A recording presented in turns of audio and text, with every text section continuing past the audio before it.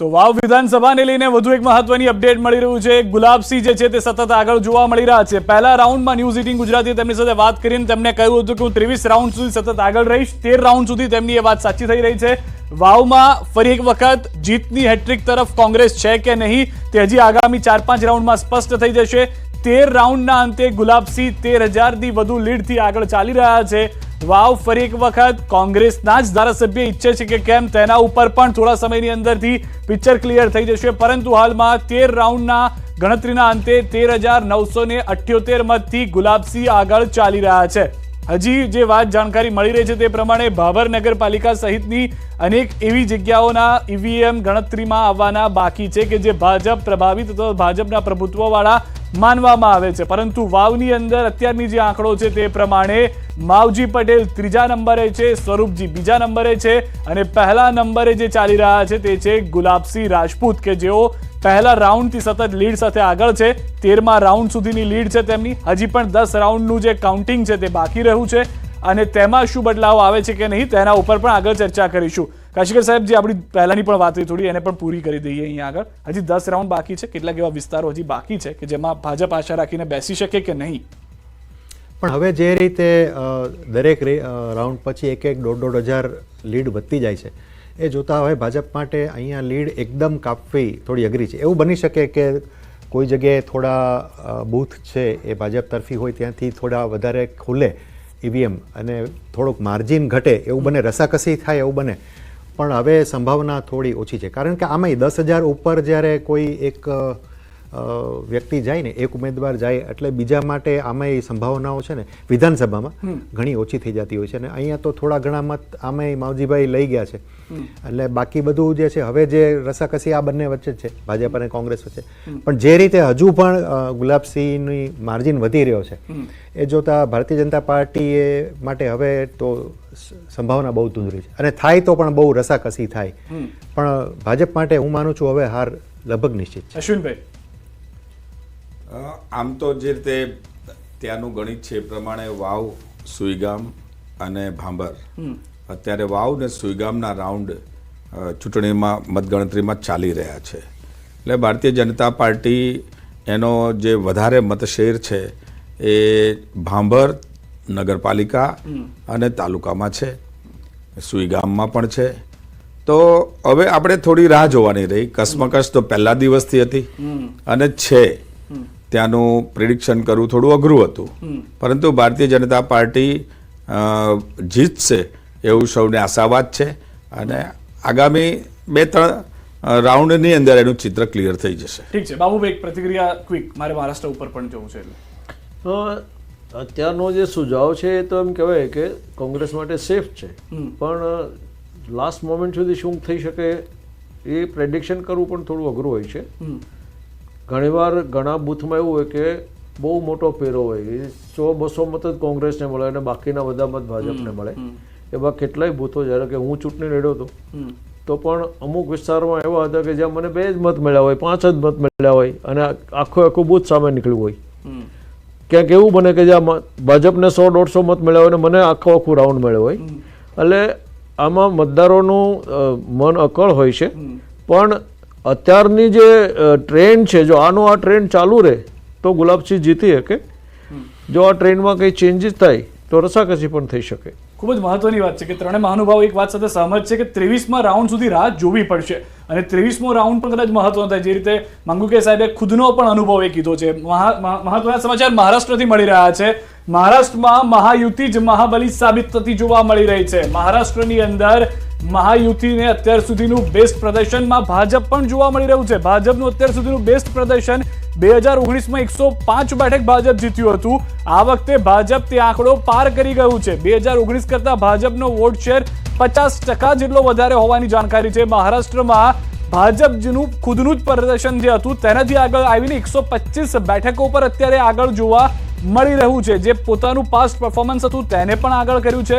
બીજી તરફ શિવસેના કે જે આગળ આવવાના પ્રયાસમાં હતી તેને પણ આગળ લઈને આવ્યું છે અને આખું એનડીએનું જે ગઠબંધન છે તે અહીં આગળ સફળ જોવા મળી રહ્યું છે. એ રીતે હું આપના સૌના માધ્યમથી દેશના મતદારો અને માનનીય નરેન્દ્રભાઈ, અમિતભાઈ ભારતીય જનતા પાર્ટીનું સંગઠન અને મહારાષ્ટ્રની મહાયુતિ સરકારને ખૂબ ખૂબ અભિનંદન આપું છું. આ પરિણામો એ હરિયાણા અને જમ્મુ કાશ્મીરના જે પરિણામો આવ્યા હતા અને જે ટ્રેન્ડ આપણે દેખી રહ્યા છે એ ટ્રેન્ડનું એક્સટેન્શન હોય એ પ્રકારના પરિણામો આવી રહ્યા છે. નંબર 1. નંબર 2, લોકસભાની ચૂંટણી વખતે જે રીતે રાહુલ ગાંધી અને એમના ઇન્ડી ગઠબંધને દેશની જનતાને ભ્રમિત કરવાનો, ભરમાવવાનો પ્રયત્ન કર્યો, દેશના મતદારોને ભડકાવવાનો પ્રયત્ન કર્યો, એને આજે દેશના જુદા જુદા રાજ્યના મતદારોએ જબરજસ્ત જવાબ આપ્યો છે. બીજું, આ ચૂંટણીનો જે સંદેશ દેખાય છે કે ડાયનેસ્ટી પોલિટિક્સ જે દેશમાં કોંગ્રેસના જમાનામાંથી સોનિયા ગાંધીજી, રાહુલ ગાંધીજી, ઇન્દિરાજીના જમાનામાંથી જે દેખાઈ રહ્યું છે એ ડાયનેસ્ટી પોલિટિક્સને દેશમાં ધીરે ધીરે જાકારો મળી રહ્યો છે.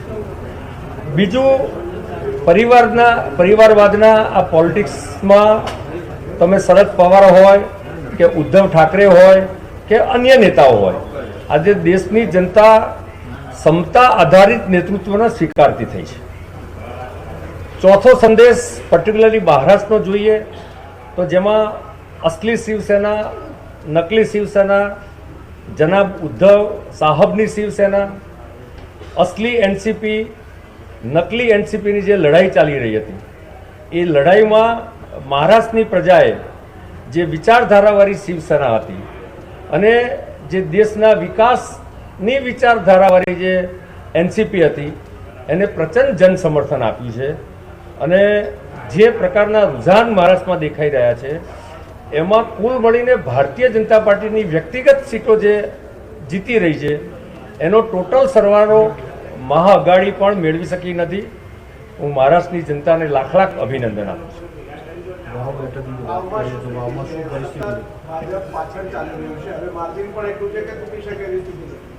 જો વાવ બેઠકના પરિણામમાં છેલ્લી બંને ચૂંટણીઓમાં ભારતીય જનતા પાર્ટી આ બેઠક જીતી શકી ન હતી, પરંતુ જે લોકસભાની ચૂંટણી થઈ એ લોકસભાની ચૂંટણીમાં ગેનીબેન પોતે ઉમેદવાર હોવા છતાં ગેનીબેન 2225 મતથી ભારતીય જનતા પાર્ટીના ઉમેદવાર કરતાં પાછળ રહ્યા હતા. એટલે કે ભાજપના ઉમેદવારની ત્યાં વાવ વિધાનસભાની બેઠક પર જીત થઈ હતી એ ઇન્ડિકેશન છે. સાથે સાથે લોકસભા પછી જે પ્રકારે આખા દેશમાં ચૂંટણીઓ થઈ રહી છે એમાં પણ બાય ઇલેક્શનોની જે ચૂંટણીઓ થઈ રહી છે, બિહાર, યુપી હોય કે અન્ય રાજ્યો હોય, એના ઇન્ડિકેશનના આધારે એવું લાગી રહ્યું છે કે વાવમાં પણ નેરો માર્જિનથી પણ અલ્ટિમેટલી 23 રાઉન્ડ પૂરા થશે ત્યારે ભારતીય જનતા પાર્ટી જીતશે. Thank you. હા, શું છે કે નેરો માર્જિન હશે પરંતુ ભાજપની જીત થશે. અને સ્વરૂપજી જે હાલમાં જે એક નવો રાઉન્ડ 14મો રાઉન્ડ કદાચ પૂર્ણ થયો છે અને 14મા રાઉન્ડમાં પણ તેઓ પાછળ છે. એક 10મો રાઉન્ડ એવો હતો કે જેમાં સ્વરૂપજી ખૂબ જ આગળ હતા અને ત્યારબાદ પરિસ્થિતિ બદલાઈ ગઈ આગળ અને સતત જે છે ગુલાબસિંહ આગળ જતા રહ્યા હતા. એક મહત્વની વાત વાવ ઉપર જઈએ તે પહેલા મહારાષ્ટ્રને લઈને કાશીકર સાહેબ એ પણ જોવા મળી, જે અનિલભાઈએ પણ કરીને કેટલાક લોકોનું પણ એ માનવું હતું જ્યારે મેં એમની સાથે પણ વાત કરી કે 2019માં પણ અંતે મત તો જનતાએ ભાજપ અને શિવસેનાને જ આપ્યા હતા અને 2024માં જો ભાજપને શિવસેનાને જ મત મળ્યા છે તો એમાં કોઈ નવાઈની કે અચરજની વાત નથી. કારણ કે ત્યારબાદ જે તોડફોડ થયું, જે થયું, નકલી શિવસેના, અસલી શિવસેના, એ વાત અલગ રહી, પરંતુ મહારાષ્ટ્ર એવું ઈચ્છે છે કે ભાજપ શિવસેના સાથે જ રહે. ઇન્ટરેસ્ટિંગલી આમાં જે સૌથી મહત્વનું ફેક્ટર છે ને એ ભાજપ શિવસેના જ છે. બરોબર, એગ્રી વિથ ધેટ, રાઈટ. પણ અગાઉની ભાજપ એટલે 2019ની ભાજપ એ એમને એમ છે. 2019ની શિવસેના એ હવે શિવસેના નથી, એના બે ટુકડા થઈ ગયા છે. તમે અસલી નકલી એને જે પોલિટિકલી કહો, રાઈટ. તો ઉદ્ધવ ઠાકરેની યુબીટી શિવસેના અને બાળ ઠાકરે શિવસેના એટલે કે એકનાથ શિંદેની એ બંને અલગ છે. ભારતીય જનતા પાર્ટીનું બહુ સ્વાભાવિક જોડાણ છે ને એ બાળ ઠાકરેની શિવસેના સાથે હતું, ન કે ઉદ્ધવ ઠાકરેની, રાઈટ, હિન્દુત્વના સંદર્ભમાં. એટલે એકનાથ શિંદે અને બીજેપી એ બંનેને બેઠકો જે છે સારી મળી છે. અને ભારતીય જનતા પાર્ટી અને શિંદે બંને પોતાની પૂરેપૂરી તાકાત આ વખતે લગાડેલી કે જેના કારણે એમના એટલીસ્ટ આ ત્રણમાંથી બે લોકો જે છે, ત્રીજો અજીત પવાર જૂથ છે, એ બે લોકો તો બહુ સારો દેખાવ કરી શકે. અને જેમ શિંદેજીએ કહ્યું પ્રમાણે લાડલી બહેન યોજના છે કે બટેંગે તો કટેંગે, રાઈટ? આ બધી બાબતોની બહુ જ અસર થઈ છે, આ દેખાય છે, બહુ સ્પષ્ટ છે. ભાજપને ગયા વખત કરતાં પણ આ વખતે વધારે બેઠકો મળી છે 2019ની કમ્પેરિઝનમાં, રાઈટ? અને ગયા વખતે એ મોટો પક્ષ જ હતો, પણ આ વખતે થોડો વધારે સબળ મોટો પક્ષ બનીને આવ્યો છે. અને બાબુભાઈ અહીંયા આગળ એક વાત એ જ હતી મહત્વની કે સૌથી વધારે કે જ્યાં આગળ કોંગ્રેસ ગઠબંધન 65 જેટલી અત્યારના બેઠક ઉપર આગળ છે, જ્યારે શિવસેના જે એનડીએમાં હતું તે એકલા 50 બેઠકથી આગળ ચાલી રહ્યું છે. ક્યાં આગળ ચૂક, ક્યાં આગળ એવું થયું કે કોઈ એક પાર્ટી આખું ગઠબંધનની સામે પણ ના લડી શકે? જો જ્યારે લોકો પોતાના મત કોને આપવા અને નક્કી કરી લે પછી આવા જે પરિણામો આવે છે ને એ કોઈ નવાઈ નથી. લોકોનો એક જે ટ્રેન્ડ સાબિત થયો છે એ પ્રમાણે જનાદેશ મળી રહ્યો છે એવું અત્યારે તો માનવું પડે. અમારા ઘણા બધા ઇસ્યુઝ છે એ પણ એ જ્યાં સુધી અને પૂરી એક હકીકત સાથે બહાર નહીં લાવીએ અને ત્યાં સુધી એ આક્ષેપો કરવા પણ ખોટા છે. હાલની જે સ્થિતિ છે એ સ્થિતિમાં એવું છે કે ભાજપ અને એની યુતિને સારા એવા મત મળ્યા છે, સારો એવો જનાદેશ મળ્યો છે અને કોંગ્રેસે આ બાબતમાં હજી પણ ઘણું કરવાનું બાકી હોય એવું લાગી રહ્યું છે.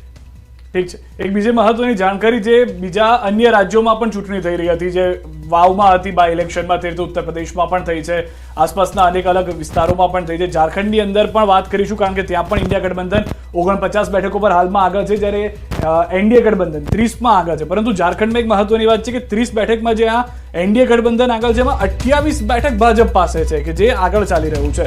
એટલે અહીંયા આગળ બેંકર સાહેબ તમારા માટે સારી વાત છે, કારણ કે કેટલીક એવી વાત થઈ હતી કે એક આદિવાસી મુખ્યમંત્રીને તમે હટાવી દીધા, સરકાર સામે રોષ છે, ભાજપ સામે રોષ છે, પરંતુ અહીંયા આગળ જે અત્યાર સુધીના જે આંકડા છે, વલણ જે છે, એમાં ભાજપ એકલું જ 30માંથી 28 બેઠક પર આગળ ચાલી રહ્યું છે. તો અહીંયા ઝારખંડમાં પણ એક ચિંતન નવી શરૂ થશે હવે. જો ભારતીય જનતા પાર્ટી હંમેશા અનુસૂચિત જાતિ ને જનજાતિ બક્ષીબંધના લોકોના વિકાસ અને એની અનામતના સંદર્ભમાં પણ પ્રોએક્ટિવ છે. કોંગ્રેસે ક્યાંક ને ક્યાંક ભારતીય જનતા પાર્ટી આવશે 400 સીટમાં તો અનામત દૂર કરશે એવો એક ભ્રમિત પ્રચાર કર્યો હતો અને એ પ્રચારનો એક પરપોટો ફૂટી ગયો હરિયાણામાં. એ જ રીતે ભારતીય જનતા પાર્ટીએ અનુસૂચિત જાતિ જનજાતિમાં અનુસૂચિત જનજાતિના રાષ્ટ્રપતિજી, જે આપણે એને જ્ઞાતિ આધારિત નહીં કહીએ પરંતુ એ રીતે સમાજને સન્માન કરવાનો પ્રયત્ન કર્યો છે. તો એ ઝારખંડની જનતાને ધ્યાનમાં આવે છે અને બધી જ રીતે સર્વાંગીણ વિકાસ થાય એ દિશા પાર્ટીની રહી અને એમાં આદરણીય નરેન્દ્રભાઈ મોદી ઉપર ભરોસો મુકાયો છે. એટલે તમે જુઓ મહારાષ્ટ્ર અને ઝારખંડમાં બીજેપી એના બલબૂતા પર જીતી રહી છે, એની સીટો વધી રહી છે અને એટલા માટે ઝારખંડમાં અત્યારે ભારતીય જનતા પાર્ટી એની સીટો વધારે દેખાય છે. મહારાષ્ટ્રમાં પણ જે રીતે વાત થઈ કે લોકસભાની ચૂંટણીમાં જે ખોટો પરસેપ્શન ઊભો કરવાની કોશિશ કરી હતી એને ખાળીને ભાજપે પછી પ્રચારના માધ્યમથી પણ અનેકવિધ રીતે કહ્યું છે, અનેકવિધ મુદ્દાઓ પર કહ્યું છે કે ડોક્ટર બાબા સાહેબ આંબેડકરજીનો બંધારણ અને ડોક્ટર બાબા સાહેબના નખશીખ ઉપર આદરણીય નરેન્દ્રભાઈ મોદી સાહેબ ચાલે છે. તો એ મતદાર એને ભરોસો આપ્યો છે અને ઘણા બધા વિષયો ત્યાં મહારાષ્ટ્રમાં પણ ચાલ્યા. એમ કહીશ કે વોટ જેહાદ જેવો શબ્દ ત્યાં ઉપયોગમાં થયો અને એ બધાના કાઉન્ટરમાં મહારાષ્ટ્રની જનતા અને ખાસ કરીને ભારતીય જનતા પાર્ટી મહારાષ્ટ્રમાં પહેલેથી હતી. આપણે જોયું છે દર ચૂંટણીમાં એનો વોટ શેર વધારે હતો. લોકસભાની ચૂંટણીમાં પણ 33% વોટ શેર હતો. ત્યાં પણ દિગ્ગજ નેતાઓ ભારતીય જનતા પાર્ટીના આદરણીય ગડકરીજીથી લઈને અનેક દિગ્ગજ નેતાઓ ભાજપનું કામ કરે છે. પરંતુ આદરણીય નરેન્દ્રભાઈ મોદી સાહેબ અને ભાજપે બાલ ઠાકરે સાહેબને સપોર્ટ કરેલો. એક મહત્વની જાણકારી હાલમાં મળી રહી છે, અમિત શાહે વાતચીત કરી છે, ફોન કર્યો છે ફડણવીસને, શિંદે અને અજીત પવાર સાથે પણ ફોનમાં વાતચીત કરી હોવાની જાણકારી હાલમાં પ્રાપ્ત થઈ રહી છે. કાશીકર સાહેબ, ટૂંકમાં અહીંયા આગળ એ વાત સ્પષ્ટ થઈ ગઈ છે કે હવે કાલનો દિવસ મહત્વનો હશે મુખ્યમંત્રી કોને બનાવવા તેને લઈને, કારણ કે એક તરફ આમ જોવા જાવ તો શિંદે સાહેબે પહેલા જ કહી દીધું હતું કે હું મુખ્યમંત્રીની રેસમાં નથી, એટલે કદાચ એમને પહેલેથી જણાવવામાં આવ્યું હશે કે હવે એક નવો ચહેરો અથવા તો કોઈ એક ભાજપના જ ઉમેદવાર હશે કે જે ત્યાં આગળ છે. એક મિનિટ, વાવથી મહત્વની અપડેટ. 15ના રાઉન્ડના અંતના પણ ગુલાબસિંહ આગળ ચાલી રહ્યા છે. વાવની અંદર 15મા રાઉન્ડ કે જેમાં ગુલાબસિંહ આગળ ચાલી રહ્યા છે, પરંતુ વાવમાં ફરી કોંગ્રેસની લીડ ઘટી ગઈ છે. લીડમાં ઘટાડો થયો છે. જે પહેલા 14,000 ને પાર થઈ હતી તે ફરી એક વખત હવે 13,500 આસપાસ આવી ગઈ છે. તો જેમ જેમ રાઉન્ડ પતી રહ્યા છે, સ્વરૂપજીની આશાઓ પણ બદલાઈ રહી છે કે તેઓને પણ એ આશા થઈ રહી છે કે લીડ થોડી ઘટાડવામાં હું સફળ થયો છું. તો આ લીડ જેમ જેમ ઘટતી જાય છે, કારણ કે હજી પણ અંદાજિત 8 થી 9 રાઉન્ડ બાકી રહેશે. 23 રાઉન્ડ મત ગણતરીના છે અને તેને લઈને પણ હજી આગળ વધવાનું છે. કાશીકર સાહેબ, ટૂંકમાં જે આપણે મહારાષ્ટ્રની વાત હતી કે હવે ચિંતા થશે કે અથવા તો ચિંતન થશે કે મુખ્યમંત્રી કોને બનાવવા, કારણ કે ફડણવીસની પણ મહેનત તો હતી એમાં. જો આમાં એવું છે કે જ્યારે 2022માં શિવસેનાનું વિઘટન થયું અને શિંદેને મુખ્યમંત્રી બનાવવામાં આવ્યા, ત્યારે એની પાછળની બીજેપીની સ્ટ્રેટેજી બહુ ક્લિયર હતી કે ભાજપ પોતે આમાં એક નિર્ણયાત્મક ભૂમિકામાં નહીં રહે, પણ શિંદેને મુખ્યમંત્રી બનાવીશું, ફડણવીસ મુખ્યમંત્રી નહીં બને. જે વ્યક્તિ પોતે મુખ્યમંત્રી રહી ચૂક્યા હતા એને ડેપ્યુટી સીએમશીપ સ્વીકારી અને શિંદેને આગળ કર્યા, કારણ કે શિંદેને એ વખતે મહત્વ આપીને એમને મોટા બનાવી રાખવા ભાજપ માટે જરૂર હતું. કારણ કે ટેકનિકલી પણ શિંદે પાસે બેઠકો ભાજપ કરતા ઓછી હતી, છતાં પણ મેં તમને કહ્યું ને, એટલા માટે જ મેં કહ્યું કે એ વૈચારિક ગઠબંધન હતું, એટલે એમણે શિંદેને મહત્વ આપીને મુખ્યમંત્રી બનાવ્યા. પણ હવે નાઉ the picture is very clear.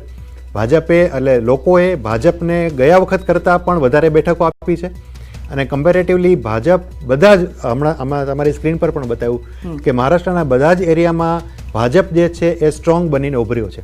સો ભાજપના ઉમેદવાર જ હું માનું છું કે મુખ્યમંત્રી પદ માટેના નેચરલ દાવેદાર રહેશે અને એમાં પણ દેવેન્દ્ર ફડણવીસ હું માનું છું કે ફ્રન્ટ રનર રહેશે અને મોટા ભાગે દેવેન્દ્રને જ આ જવાબદારી સોંપાય એવું મને લાગે છે. એક out of the box question છે, કેમ કે ઘણી ચર્ચાઓ અમે એમનેમ કરતા હતા. ઉદ્ધવ ઠાકરે પાછા આવશે? ઉદ્ધવ ઠાકરે આમાં ક્યાંય દેખાઈ જાય તો એ ઘણી વાત મોટી વાત છે. એમની ભાજપ સાથે પાછા આવી જશે? નોટ એટ ઓલ, કોઈ પ્રશ્ન નથી આવતો. અત્યારે ભાજપ માટે સૌથી મોટું જે કામ છે એ છે કે શિવસેના શિંદેને જાળવવી પ્લસ અજીત પવારને પણ સાથે રાખવા. અજીત પવાર હજુ પણ સંભવ છે કે આવનારા દિવસોમાં, અત્યારે તો નહીં, આવનારા દિવસોમાં કદાચ એ પોતાનો કોઈ પાલો બદલે, કોઈ નવી જગ્યાએ જતા